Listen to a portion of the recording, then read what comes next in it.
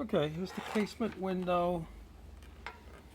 I have applied the borate treatment. I let it dry out for a couple of days. I just applied the 2-part liquid wood, and that is soaking in, and I will mix up the 2-part epoxy while that is happening.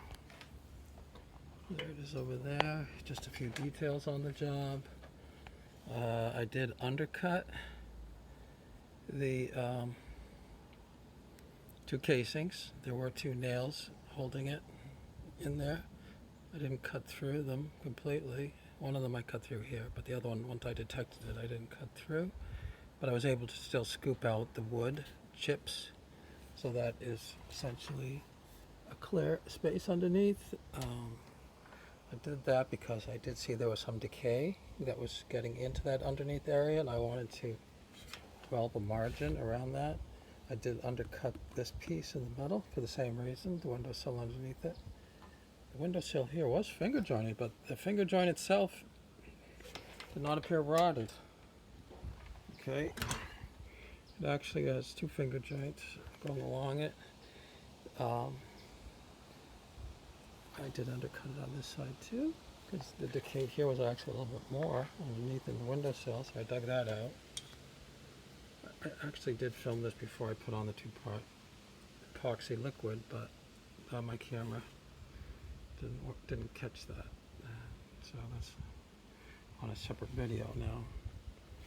The middle section was the part that was soft, but this is where it didn't actually appear soft, but that was actually quite rotted. Sometimes when you start drying it out and then scraping it away, you realize that it's more rotted than you think it is, actually, so usually it becomes more involved over a period of time. I've also removed some of the gaskets. There was a gasket here. I'm going to have to get a new gasket because the gaskets were not they were in tough shape. Okay, so I'm going to mix up the 2-part epoxy solid, and then we'll go from there. I'll hit pause. Okay, I put on the 2-part epoxy.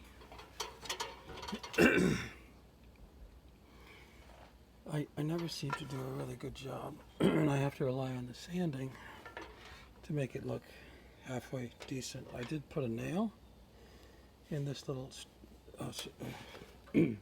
casing, because looks like it was missing one down there and it was pulling away slightly. I did fill the gap completely underneath with the 2-part epoxy. On some previous ones, I had just put the epoxy over the gap in the sill and or in any gap in the casing if it was if it was rotted. This one was not rotted, so there was really nothing to fill in the upper there. But on this one, because it had these nails connecting it, I decided to just fill that all the way in, so there really won't be any gap there when this is all done. So anyway, that's really all there is here. After I sand it, I'll post something just to see how it turned out. Okay?